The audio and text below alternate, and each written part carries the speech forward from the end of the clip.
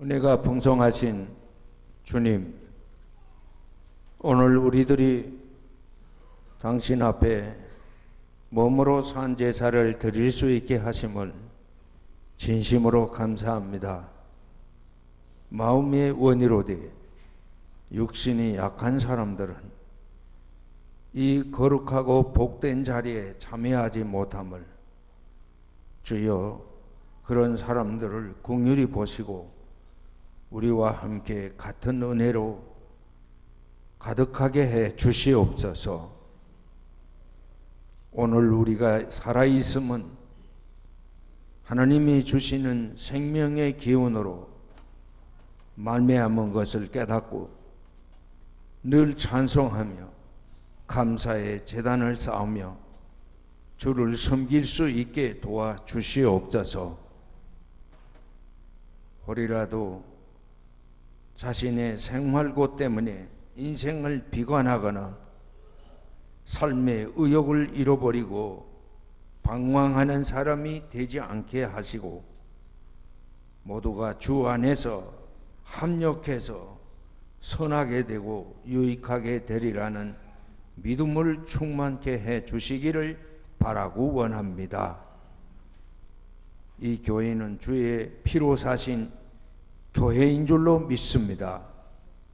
109년 동안을 눈동자와 같이 살펴주신 은혜를 감사합니다. 이제 21세기를 맞이함에 있어 가장 건강한 교회, 21세기 복음의 사역을 능히 감당할 수 있는 교회로 가난한 자에게, 병든 자에게, 억눌리고 갇힌 자에게, 세상에서 버림받은 사람들에게, 인생의 경장에서 낙오된 사람들에게 위로를 주며 소망을 주는 교회가 되게 해 주시옵소서. 우리 모두는 주여 그날을 준비하며 21세기를 믿음으로 승리하게 하시고 주의 말씀을 실천함으로 풍성하고 은혜로운 삶을 갖고 가도록이 축복해 주옵소서. 우리 모두 이 시간 이 교회를 위하여 기도하는 동대문에 사랑하는 가족들이 되게 해 주시옵소서. 이 교회에서 선포되는 말씀은 자신의 삶의 노종기가 되고 진리의 등대가 되게 도와주시옵소서. 여기에서 드리는 기도는 하나도 땅에 떨어져 날아다니는 새의 밥이 되지 아니하고 나쁜 사람들의 발에 짓밟히지 아니하고 하나님이 주시는 풍성한 은혜의 열매로 그 인생을 넉넉하게 갖고 가는 동대문의 가족들이 되게 해 주시옵소서. 이 교회가 모일 때마다 외치는 민족 구원의 터 동대문 교회가 되게 해 주시옵소서. 하나님의 영광을 위하여, 우리 민족의 구원을 위하여, 그리고 우리 자손들이 전쟁의 화에서 구원받기 위하여 이 일이 완성되게 도와주시기를 바라옵고 원합니다.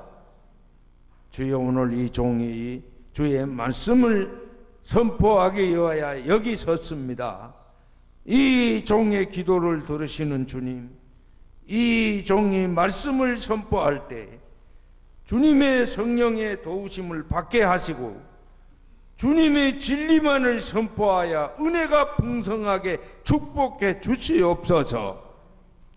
오늘 이 예배에 부름받은 사람 한 사람 그 마음에 확신이 서게 하시고 이 세상을 본받는 사람 아니라 이 세상을 변화시키는 일에 몸바치는 사람들이 되게 하시옵소서. 그리고 이 무서운 경쟁의 시대에 한 사람도 낙오가 되지 않도록 전능하신 하나님, 당신의 오른팔로 그들을 붙잡아 그들의 가는 길을 인도해 주시옵소서. 이 기도를 들으시는 예수님의 이름으로 간절히 비옵나이다. 아멘.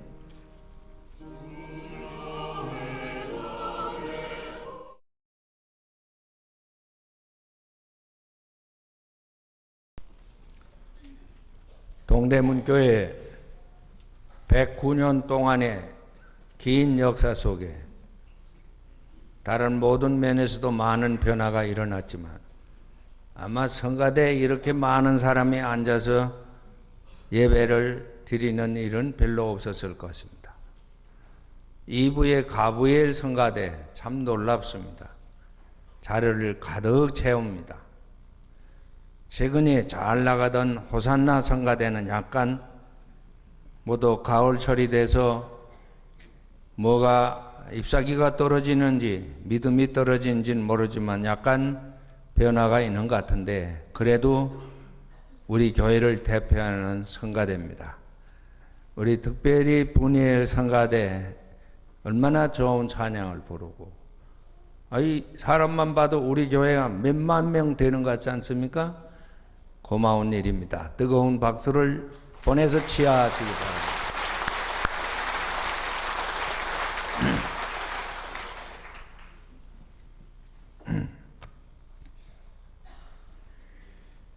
오늘 아침에 읽은 요한복음 13장에 있는 말씀은 예수를 살해하고자 하는 음모가 아주 구체화되던 그런 때의 얘기입니다.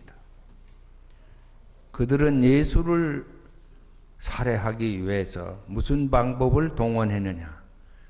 예수 제자단 안에 내부 분열을 일으키는 이런 방법으로 예수를 잡아 죽이려고 했습니다.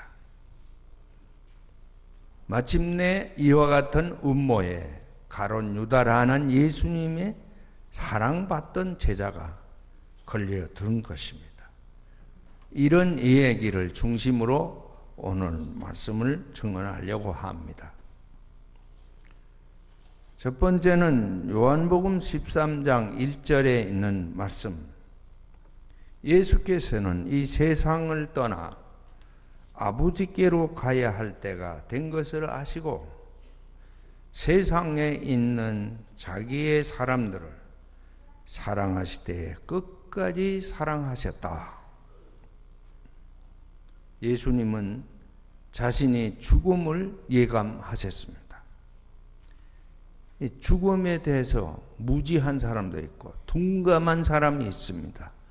그렇기 때문에 모두 욕심사납게 죽는 순간까지 친구와 경쟁을 벌이고 먹고 먹히는 싸움을 벌이는 것입니다. 그런데 예수님은 당신이 죽으실 것을 미리 내다보셨어요. 많은 사람들은 죽음의 즈음에서 세속인들은 자신의 주변을 정리합니다. 은행 관계 정리하고 재산 유산 관계를 정리하고 이런 일들을 많이 합니다. 그러나 예수님은 죽음을 예감하시면서 그분이 첫 번째로 하신 일은 당신을 따르는 제자들을, 당신을 믿는 사람들을 사랑하시는 일이었습니다. 사랑하되 끝까지 사랑하셨다. 성경은 그렇게 증언하고 있습니다. 요한복음서의 예수는요, 요한복음서 3장 16절, 우리가 너무나 애송하는 성경 구절, 이 세상에 예수님이 태어난 목적, 이 세상에 오신 목적이 뭐냐? 이 세상을 버리지 아니하고 춤뱉지 아니하고 사랑하시는 하나님의 그 사랑의 화신이다. 하나님이 이 세상을 사랑하시기 때문에, 하나님이 여러분을 사랑하시기 때문에, 그 때문에 이 세상에 찾아오신 분이 바로 예수라 그랬습니다. 그런데 이 예수님이 자신의 죽음을 예감하면서 그리고 마지막으로 하신 일이 뭐냐? 자신의 제자들을, 자신의 추종자들을 사랑하는 일, 사랑하시되 끝까지 사랑하시는 일, 그 일을 하셨다. 우리를 사랑하시는 하나님의 사랑의 화신으로 이 세상에 오셨던 그분은 이제 이 세상을 떠나시면서도 끝까지 우리를 사랑하고 사랑하셨다. 우리는 이 교회는 예수 그리스도의 몸된 교회라고 믿습니다. 그렇게 믿습니까? 그런 믿음을 가진 사람이라면 이 교회의 머리가 되시고 이 교회의 몸이신 그 그리스도가 오늘도 우리를, 저 십자가에서 돌아가신 그분이 오늘도 우리를 사랑하시되 끝까지 사랑하신다. 할렐루야. 요한복음서에 예수는 사랑의 화신이다. 사랑 그 자체다. 여러분, 누가 요한복음서에서 예수는 누구라고 증언하느냐 하면 사랑의 화신이라고, 사랑 그 자체라고 그렇게 대답하시기를 바랍니다. 그 제자들을 사랑하시고 그리고 그분이 구체적으로 하신 일이 뭐냐? 그 제자들과 함께 저녁을 나누셨습니다. 사랑이라는 것이 무엇인가? 사랑이라는 것은 함께 있는 것입니다. 따로따로 있는 것이 아닙니다. 함께 있는 것이요. 현대 많은 자녀들이 부모를 사랑한다고 말합니다. 그러면서도 부모와 함께 살지를 못합니다. 많은 부모들마저도 이제는 자식을 눈동자같이 사랑했습니다. 그러면서도 같이 사는 것은 원치 않습니다. 그건 진정한 사랑이 될 수 없습니다. 진정한 사랑은 함께 있는 겁니다. 동대문교회 성도 여러분, 함께 사는 축복을 받으시기를 바랍니다. 그리고 함께 나누는 것입니다. 사랑이란 무엇인가? 함께 있는 것이고 나누는 것이다. 여러분, 마태복음 25장 31절에서 40절, 이 세상 종말에 대한 예수님의 설교, 이런 비유를 말씀했어요. 어떤 사람이 큰 일을 도모하기 위해 먼 곳으로 떠나가면서, 그리고 사람들에게 각각 일을 맡깁니다. 그런데 이 31절 40절에 있는 얘기는 그 흩어진 각각 일을 맡은 사람들을 예수님은 하나님 나라의 오른편과 왼편으로 나누어서 설명을 했어요. 제대로 맡은 일을 한 사람은 하나님의 오른편에, 그렇지 못한 악하고 게으른 사람은 하나님 나라의 왼편에 이렇게 나누었습니다. 어떤 사람이 하나님 나라의 오른편에 이룰 수 있는가? 어떤 사람? 예수님을 잘 공경한 사람, 예수님을 잘 대접한 사람, 그런 사람은 하늘나라의 오른편에 갈 수 있습니다. 그렇지 못한 사람은 하늘나라의 왼편으로 밀려납니다. 예수님을 공개하다니, 예수님이 보여야 공개하지. 예수님이 몸져 누워있는 모습이라도 봐야 공개할 게 아니냐. 사람들은 그렇게 예수에게 물었습니다. 그때 예수님이 대답하셨잖아요. 여기 지극히 소자 작은 존재 한 사람에게 그가 굶주렸을 때 먹을 것을 주었으면 그것이 곧 나에게 준 것이다. 그가 목말라 했을 때 마실 것을 주었으면, 미안합니다. 제가 지금 목마릅니다.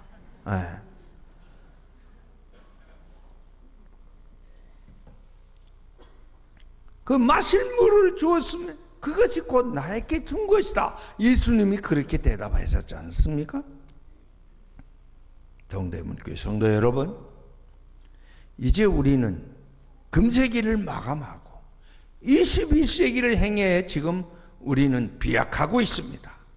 그저 흘러가는 대로 물에 뜬 부평초처럼 그렇게 가는 게 아니야. 우리는 지금 20세기에서 21세기를 행해서 도약을 하려고 하고 있습니다. 그런 사람만이 21세기의 주인이 되지, 그렇지 못한 사람은 그대로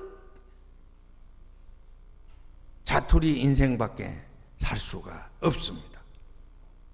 어떤 사람? 예수에게 그분을 올바로 공경하고 그분을 올바로 공개하는 사람, 하늘나라의 오른편에 21세기의 주역이 됩니다.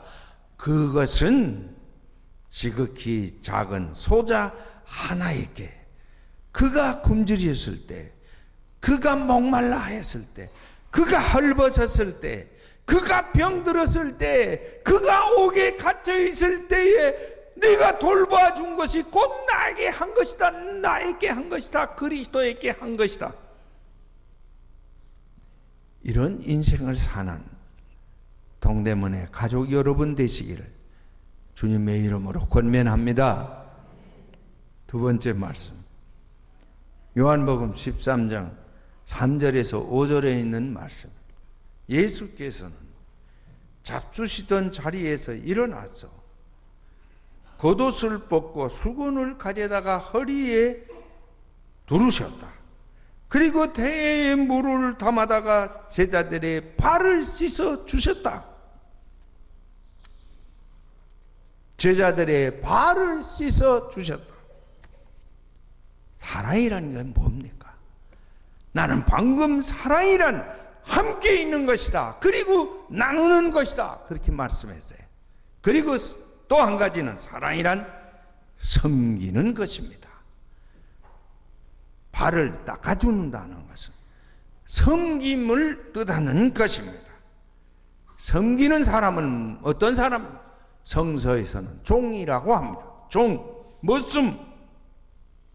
종이라는 존재는 자기의 모든 권리, 모든 소유, 존재 이유까지 다 주인에게 맡기는 그것이 종입니다.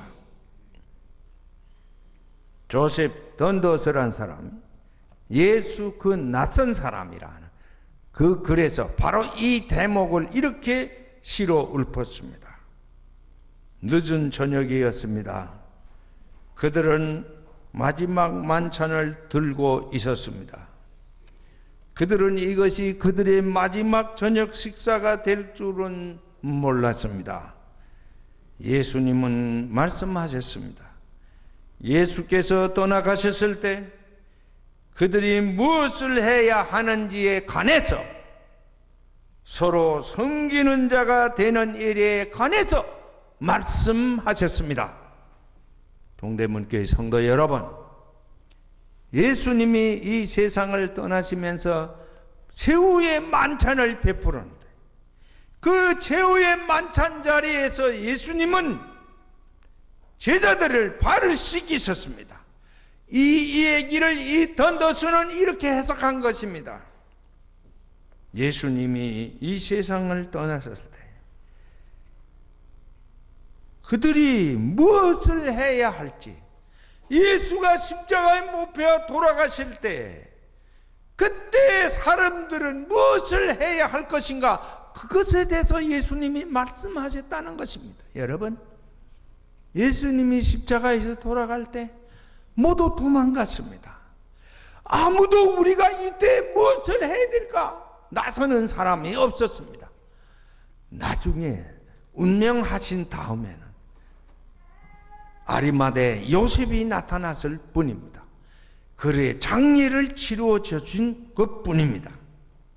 그가 십자가에 못 박혔을 때에 그 옆에서 그를 따르던 사람이 무엇을 해야 될 것인가 아무도 생각하지 못했어요. 서로 섬기는 자가 되는 일에 관해서 말씀했습니다. 동대문교회 성도 여러분, 우리는 흔히 말합니다. 기도를 하면 주님의 귀하신 종이 말씀을 전할 때 은혜가 풍성하게 해 주십시오. 그런 기도를 많이 여러분이 드립니다. 그렇습니다. 주님의 종입니다. 그렇기 때문에 주님이 위탁한 말씀만 전하는 것입니다. 그런데 목사만이 주님의 종이 아니죠. 여러분 자신이 주님의 종입니다. 할렐루야. 아멘 소리가 약하구만. 종되기는 싫은가 봐요. 그런데 우리가 사는 길은 주님의 종이 될 때에 우리는 하나님의 자녀가 됩니다. 하나님의 기업을 물려받는 자녀가 됩니다. 할렐루야! 주를 섬기는 것이 무엇인 것인가를 우리는 이 예수님이 제자들의 발을 씻기시는 일을 통하여 배워야 합니다. 인간은 사회적인 존재입니다. 그런데 우리가 사회생활을 하는 데 있어서 가장 민감한 상황이 뭡니까? 가장 민감한 상황은 상대의 권위를 존중하는 문제입니다. 왜 친구지간에 틀립니까? 친구지간에 틀리는 이유는 상대의 존재를 인정하지 않는 이것 때문에, 그걸 가소평가하는 이것 때문입니다. 권력 앞에 가서는, 부자 앞에 가서는 상대를 신격화하고 절대화하고 그렇게 말하면서도 친구 사이에 절대로 상대를 높이 평가하지를 않아요. 사회생활을 하는 데 있어서 가장 소중한 것은 상대의 권위를 존중해 주는 일입니다.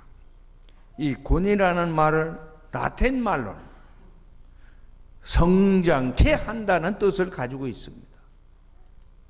크게 만들어 준다는 뜻을 가지고 있는 것입니다.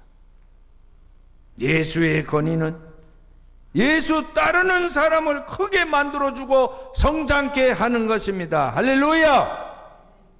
이 세속적인 권위는 상대에게 복종을 요구합니다. 그런데 예수의 권위는 우리를 성장케 하고 우리를 크게 만들어 주십니다. 믿으시기를 바랍니다. 그리스도의 몸된 교회에서, 이 교회에서의 권위는 뭡니까? 그리스도 안에서 서로가 성장하도록이, 크게 되도록이 도와주는 것입니다. 서로 헐뜯고 서로 중상하고 그리고 서로 멸시하고 그런 것이 아닙니다. 우리 마치 가정에서 아버지의 권위는 군왕처럼 군림하는 것이 아니죠. 자식이 성장하도록이, 발전하도록이, 큰 인물이 되도록이 보살펴주고 지도하는 것이 아버지의 권위인 것처럼 주님의 권위는 바로 우리 모두를 낙오자가 아니고 크게 성장하고 발전하도록 도와주는 것입니다. 이런 주님의 권위 안에서 여러분의 인생을 올바르게 그리고 복되게 가꾸어 가시기를 주님의 이름으로 권면합니다. 세 번째 말씀입니다. 요한복음 13장 2절에 있는 말씀입니다. 저녁을 먹을 때에 악마가 이미 시몬의 아들이 가롯 사람 유다의 마음속에 예수를 팔아넘길 생각을 집어넣었다 그랬어요.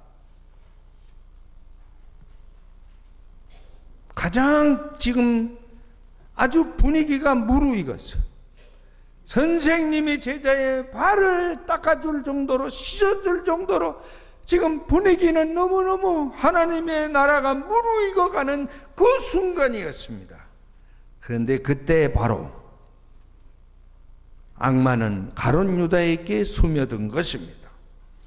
항상 가장 절정에 이르렀을 때 항상 거기에 악마가 틈타고 있다는 것을 우리는 여기서 배우게 됩니다. 예수님은 하나님의 뜻에 따라 이 세상을 떠나는 것입니다. 하나님의 계획에 따라 그분은 이 세상을 떠나는 것입니다.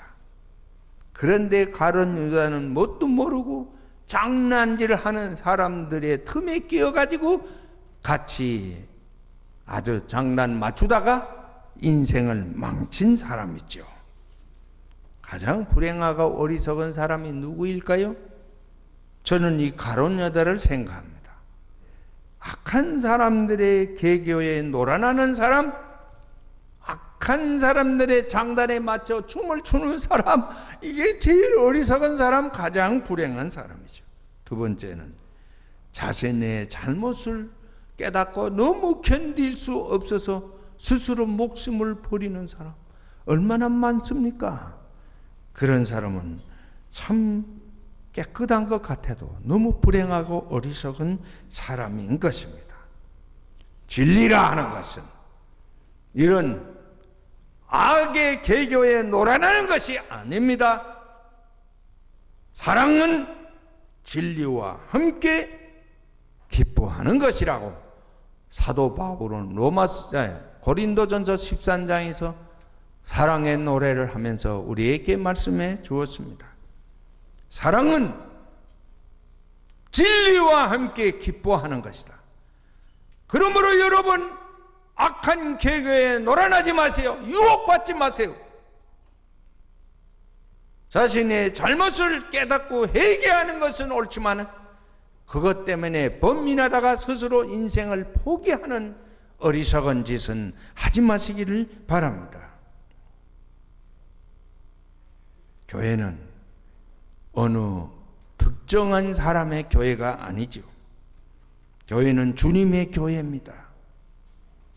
주님의 교회이기 때문에 주님의 계획대로 대합니다. 절대로 어리석은 사람들, 악한 사람들의 장단에 맞춰 놀아나는 사람이 돼서는 안 됩니다.